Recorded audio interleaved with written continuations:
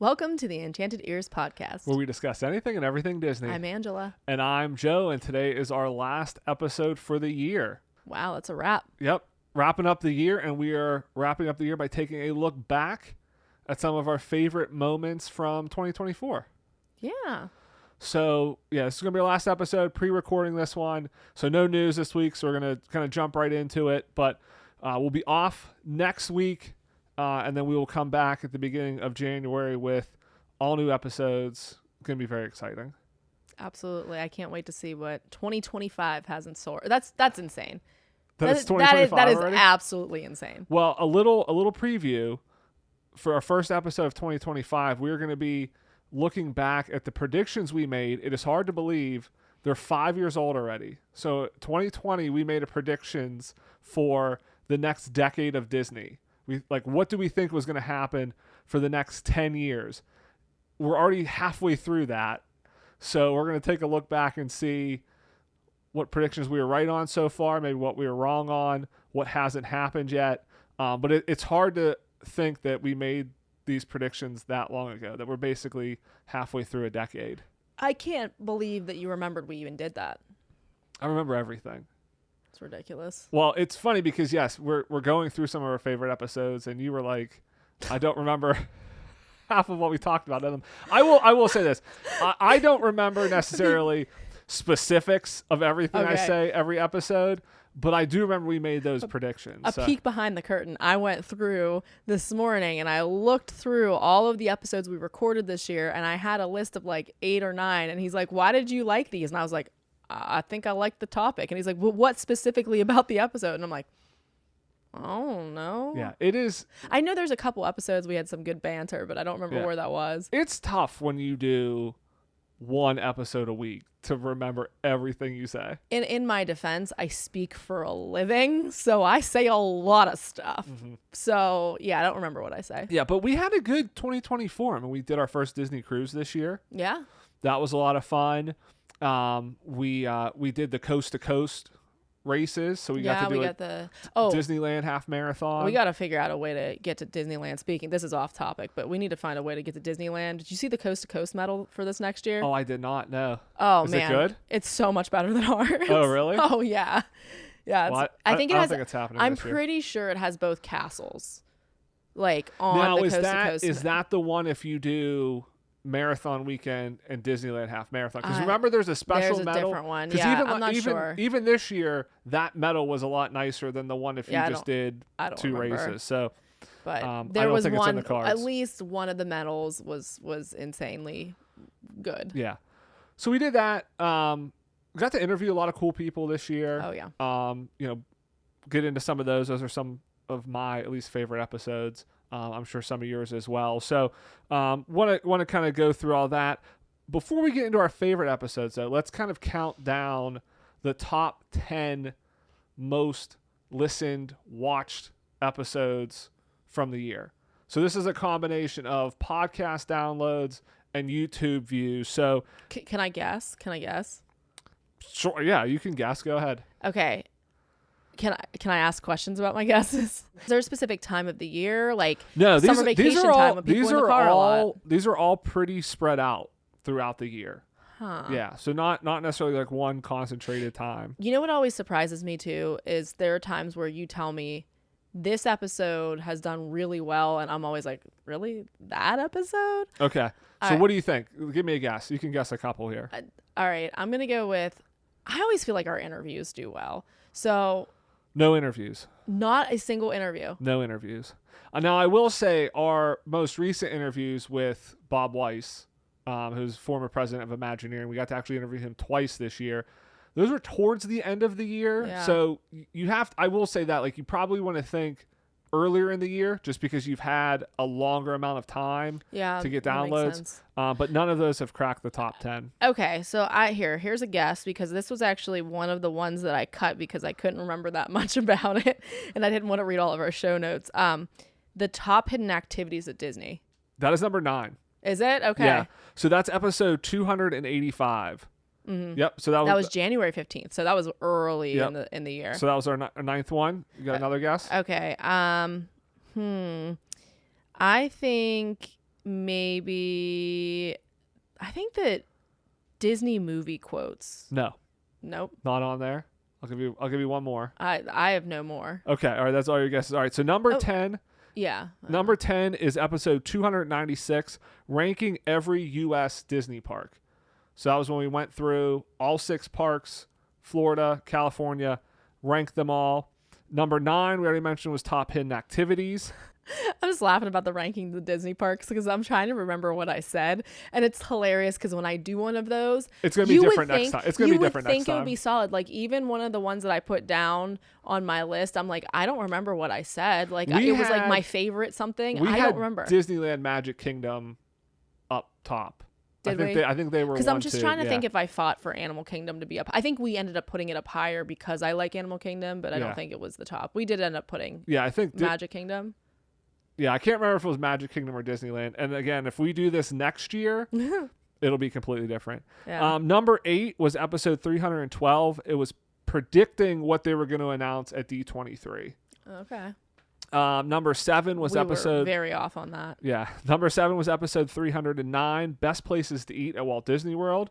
I'm surprised that's not up higher. Those always do well, kind of the best places to eat. Well, it's because there's a lot of research that goes into those. Like those are a pain to do, but I also and there's a lot of places to eat at. So like it's hard to sometimes know like is this place actually any good? Like what are it's good if somebody gives you a recommendation. Like we love when people give us recommendations like you got to try this place. We're like okay, done. Yeah. Like I didn't know that place existed. I'm going to try it. I think that's how we were with like Boma. Yeah, like, that's how you find a lot of places. We had a couple people tell us to go there and then we went. I would like to go back there actually. Yeah, well that's definitely a place we have to get back to. All right, number 6 was episode 288. That was at the beginning of the year. There was a 2024 Walt Disney World planning guide. So planning ahead for the year. Number 5 was episode Guess what? Fast Pass is back. Episode 297. That's the levels of Disney Park fandom. So we kind of went through the different levels of Disney Park fandom. That surprises me. Episode 4. So this is one where you mentioned like, is there a time of year? Not necessarily, but D23 time of year because we had back-to-back episodes in the top 10. So this was episode 313. This was the D23 recap. Okay. So our predictions were our 8th most listened to show. The recap was number 4. So getting into the top 3. So number 3 was episode 294. Is a Disney cruise worth it? So this was our recap of our first Disney cruise on the Disney Wish. Number 2 was episode 302, where we talked about when is an annual pass worth it. So that was a really good one. We decided to become annual pass holders this year. We kind of go into and break down basically how many times you have to go to Walt Disney World to make an annual pass worth it, the discounts you get, kind of some of the added benefits, why we decided to get one now when we've never had one before, that sort of thing. I think that was a really good episode. And number 1 was episode 293. That was DVC lessons learned. So we've been DVC members for a few years, and you know we've learned a lot since we've become members. We kind of jumped into it a little bit uneducated. Happy with the decision, happy with the resort we picked, but definitely learned a lot, and so wanted to share some of those lessons learned, and that was our most downloaded episode this year.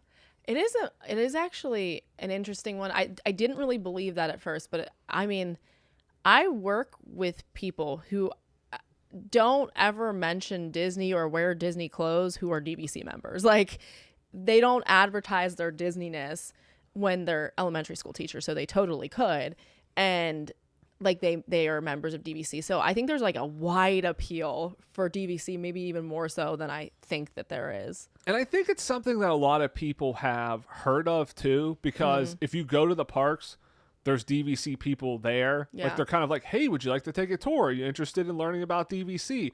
And the tour's free of that. Come check out my pins. Yeah, like I've heard a lot that Disney's not super pushy like other like timeshare people are. So I think there's probably a lot of people that will engage, will take a tour and just be like, hey, it's not for me. I maybe need to think through it. So I think there are a lot of people out there that are interested. It's hard to find a lot of the information. Like you want to hear from people that have done it, kind of real opinions versus just Disney trying to sell you on, how great it is. You don't have to buy directly through Disney. We bought resale. It's a way to save money. We kind of talk about that in that episode as well. So Yeah, I think it's something that a lot of people are interested in. So yeah, so those are our top 10 episodes this year. That it makes sense to me why we do a lot of Is It Worth It's too. Yeah. Like they do, a lot of people are very curious about Well, you want to things know being worth it. you're spending a lot of money at Disney. You want to know if I'm going to spend this money, is it worth it or is it not worth it? So yeah, that makes sense. all right, so let's get into our favorite episodes from 2024. So I'll kick it off. This was one of the first episodes we did. This was episode 287, all about Europa Park, the fake Disney park in Germany. Absolutely love this whenever I found out about this park, all the way down to the mouse mascot, Ed Euromoose. He's the mascot there.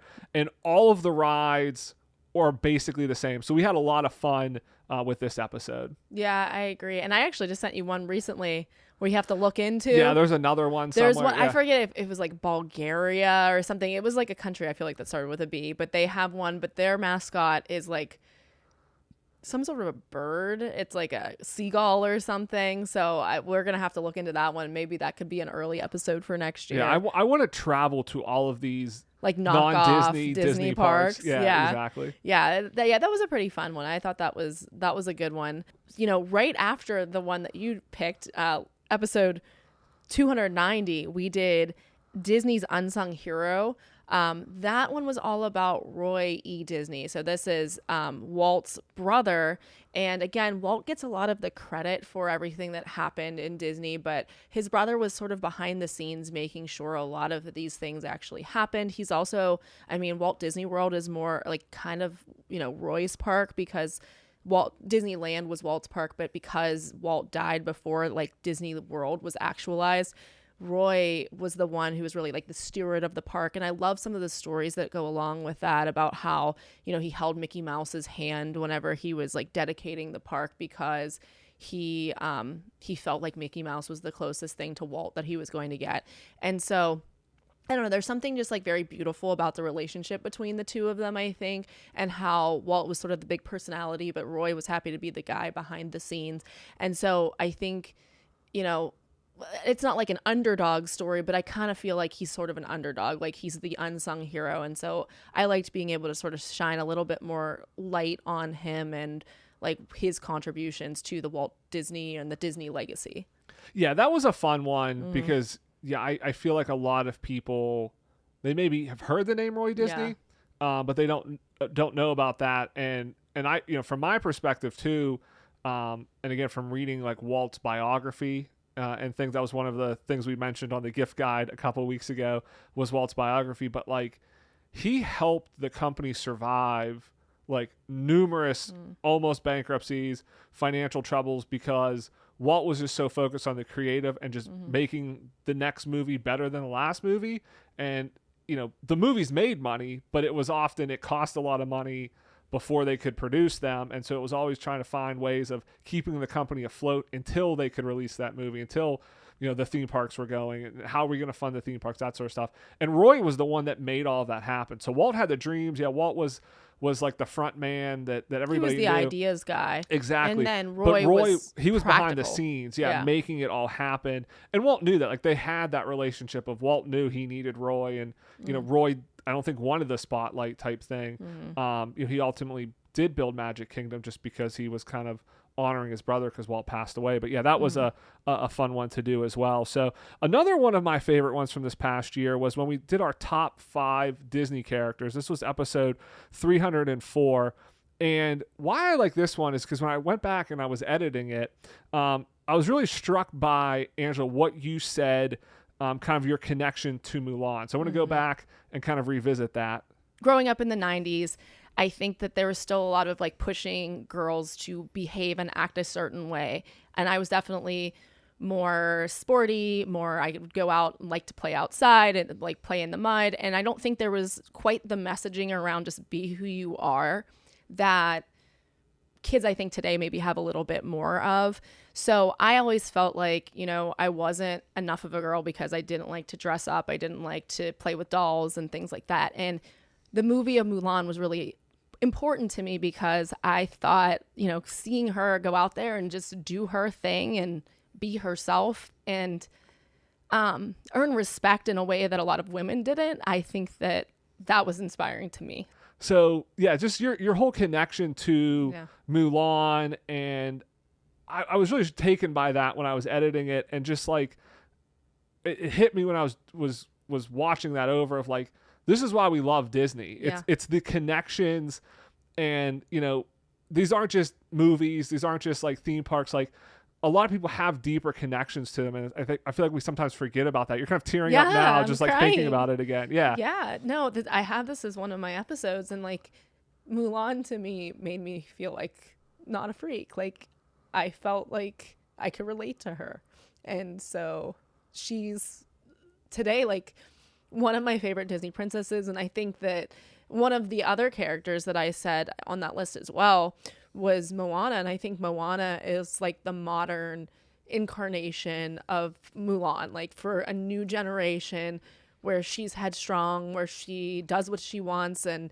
her family might not be fully supportive. At least some members of her family might not be fully supportive, but like she has a mission that she needs to go on, and she believes in it, and so she goes out on her own and like goes outside of what's comfortable to her. And I think that as a story for young girls is so powerful. And then of course both of them are women of color, which adds another layer that even like I can't relate to that, but just seeing a woman up on screen going out and doing these things and taking charge, like it was so massively meaningful to me. So yeah, like that episode was great, and it was just, it's fun always talking about your favorite characters. So yeah, I actually had that one on my list as well. So another one of my favorite episodes was episode 303, Disney Movie Quotes Challenge Round 2. You love the games and the challenges and everything. I love playing these games. I love like finding out kind of what we know, what we don't know. A lot of times I think that I'm always shocked because I think I'm going to know more than I actually end up knowing, and you kind of are usually kind of it's tough being in the hot opposite. seat too. Yeah. Like you know a lot more until you sit down here and the lights are on and you're recording, and then your just mind goes blank. At least that's my excuse for why I do terrible every time we play them. I think that my favorite is where you kept guessing elemental. Yeah. And then when I finally pulled an elemental quote, you had a different guess. If you don't want me to chase you into fire, then don't run into fire. So immediately I'm thinking elemental because there's fire in there. I mean, I think that this is a really respectable guess. It's also respectably wrong. The greatest gift and honor is having you as a daughter. I think this is from Elemental. You are in the right vein because of how this movie was patterned. Yeah. But it's not. I'm wrong. But you are incorrect completely. All right, here's your next one. When I met you, I thought I was drowning, but that light inside you has made me feel so alive, and all I want now is to be near it. Who in the world could this be? Like, who almost drowned in a movie besides Prince Eric? Prince Eric from The Little Mermaid.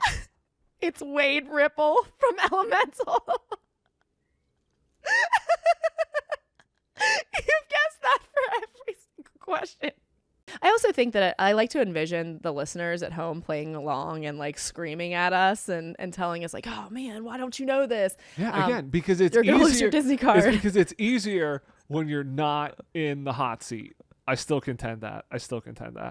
Next one for me was episode 320. And this was like the top, like lesser known things to do at Disney World. A lot of stuff to do like outside the parks. So like what you can do at some of the hotels, like Coronado Springs has a ton of activities you can do, Disney Springs, that sort of thing. But I don't like this episode. It wasn't my favorite episode because of talking about those activities or anything like that. It was for one specific moment, which I think is a top 10, probably top 3 all-time moment in this podcast history.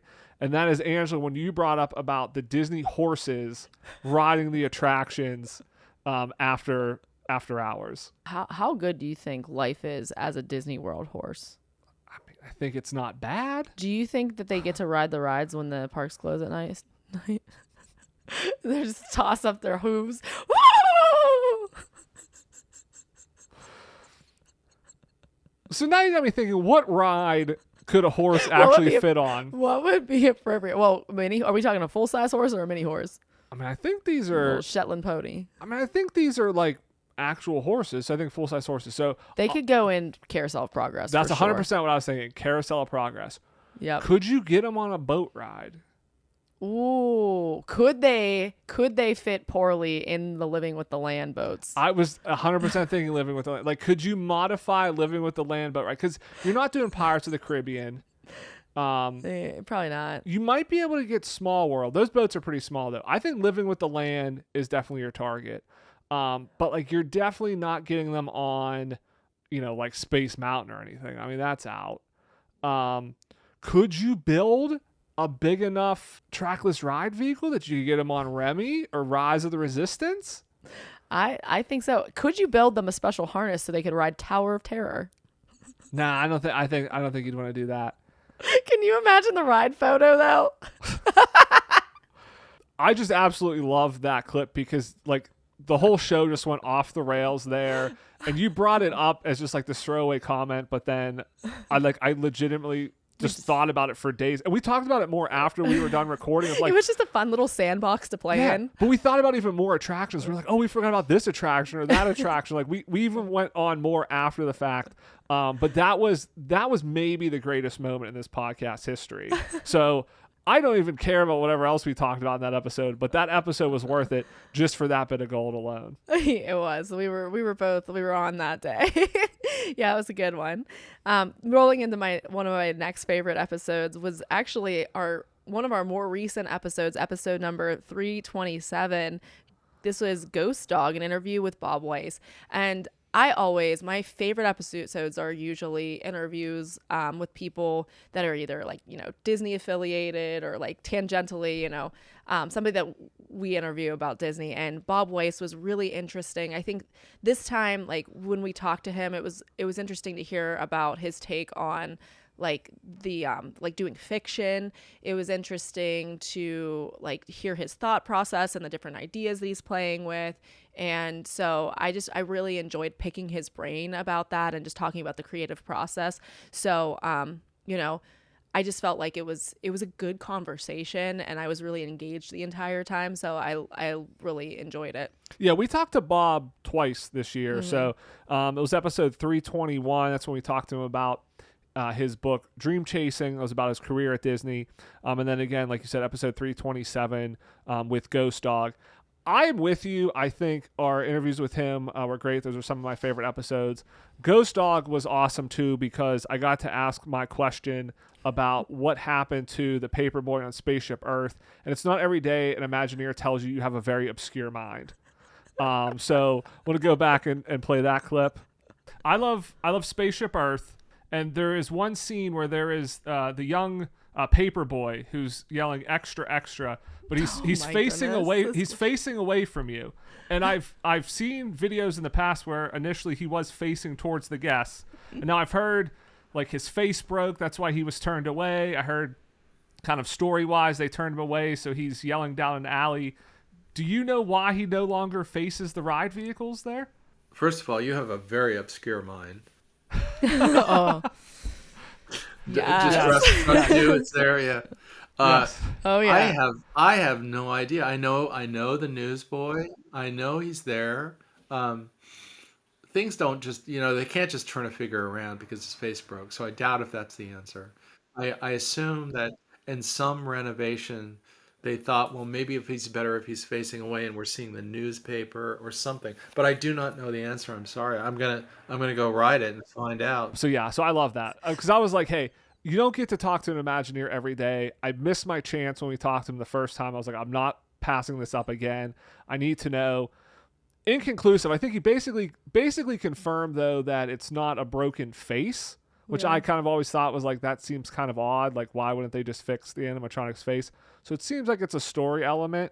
Still don't know why. It's just weird. It's the only animatronic that does not look at you directly in the ride vehicle. Is he pointing down a street? Like, I feel like he is like maybe yelling down the street, and they thought that it would, instead of having him, we were going into a diorama essentially of this particular time period, and they probably, I'm guessing the Imagineers decided that turning him would serve the story better. Yeah, he doesn't need to be facing us. He should be facing down the street because he's calling out the news. That's basically the conclusion that Bob came to.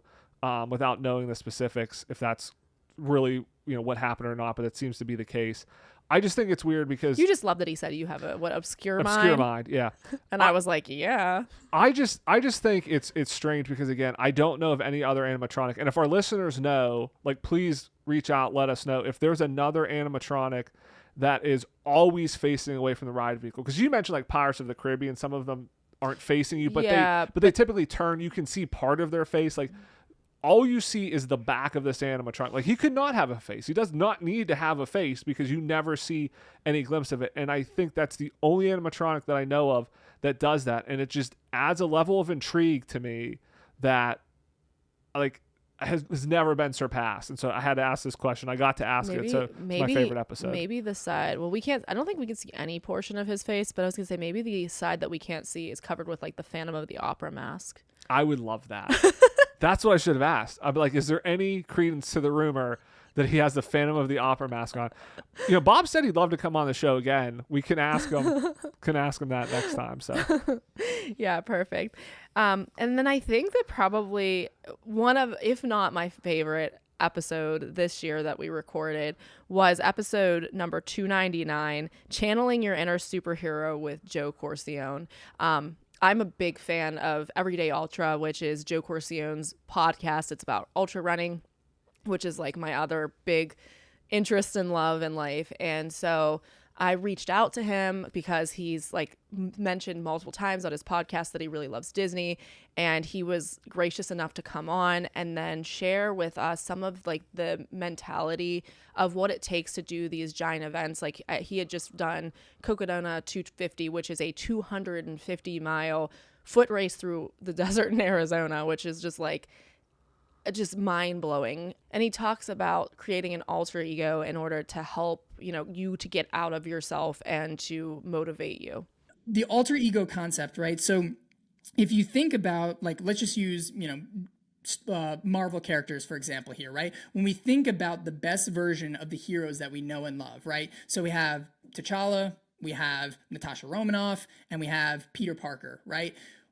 The best versions of them are not the names that I just mentioned. The best version of T'Challa is Black Panther. The best version of Natasha is Black Widow. The best version of Peter Parker is Spider-Man. There are their alter egos, and those alter egos symbolize something. They symbolize, the strength, the confidence, the courage, the justice, like all those things that bring out the great qualities of those people so they can be the best version of themselves to achieve their mission, which all of those three, like and above, is to do the good for humanity, right? Now, for you, your mission might be different. Your mission might be, you want to raise awareness for, breast cancer, or you want to, just see what you can do internally, or maybe you want to inspire other people. Like, everybody has a mission, right? And sometimes it's harder for us to complete a mission that we're going for or a task when sometimes we're being just I don't want to just minimize this, but like ourselves, right? I know for me, I'll give you an example. Like for me, like I said, even though I've kind of gone through this journey where I've made all these changes internally and everything like that, like there's still that insecure kid from high school who's still inside of me, right? Still has those thoughts, still has those feelings and everything like that. And I will tell you in an ultra marathon, those have come up multiple times.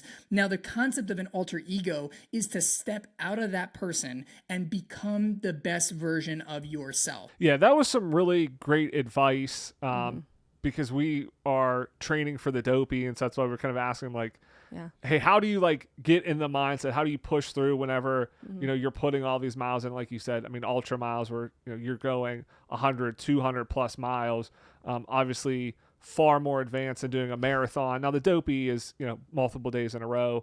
But like that whole becoming a superhero, like a superhero alter ego, to kind of like get yourself in that mindset. Was really insightful. Right. And I think that, like that interview for me too kind of got the ball rolling and like my brain kind of turning and like, okay, maybe I want to do more of these ultras and like, I've become friends with Joe. Like it's really cool, like how through this podcast, like I've been able to make like a meaningful connection with another human being. So I just think it was a really, it was a fun podcast. Yeah, so we had a lot of great episodes this year. We'd love to hear from our listeners. What's your favorite episode from the year? If you're watching this on YouTube, let us know in the comments below. You can always reach out to us on Instagram. We're at Enchanted Ears Podcast over there.